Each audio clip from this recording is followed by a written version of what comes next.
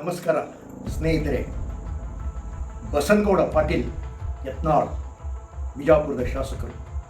ಹಿಂದೂ ಹುಲಿ, ಇವರು ಹುಲಿಯೋ ಇಲಿಯೋ ಅದರ ಬಗ್ಗೆ ನಂದೇನೂ ಕಾಮೆಂಟ್ಸ್ ಇಲ್ಲ. ಆದರೆ ಇವರು ಪ್ರಾಣಿ ಅಂತೂ ಅಲ್ವೇ ಅಲ್ಲ, ಮನುಷ್ಯರು, ಮನುಷ್ಯತ್ವ ಇದ್ದವರು, ಸಹೃದಯಿಗಳು. ಹಿಂದೂ ಯುವಕರು ಮುಸ್ಲಿಂ ಯುವತಿಯರನ್ನು ಮದುವೆಯಾದರೆ 5 ಲಕ್ಷ ರೂಪಾಯಿ ಕೊಡುತ್ತೇನೆ ಎಂದು ಹೇಳ್ತಾರೆ. ಎಂತಹ ಸಹೃದಯ, ಎಂತಹ ಮಾತೃ ಹೃದಯ!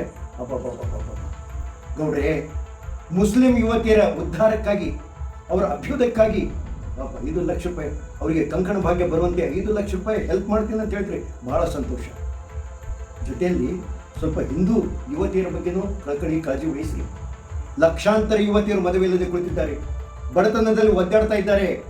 ಅವ್ರ ಮದುವೆ ಒಂದಿಷ್ಟು ಖರ್ಚು ಮಾಡಿ ನಿಜವಾದ ಹಿಂದೂ ಅಂತ ಅನಿಸ್ಕೊಳ್ಳಿ.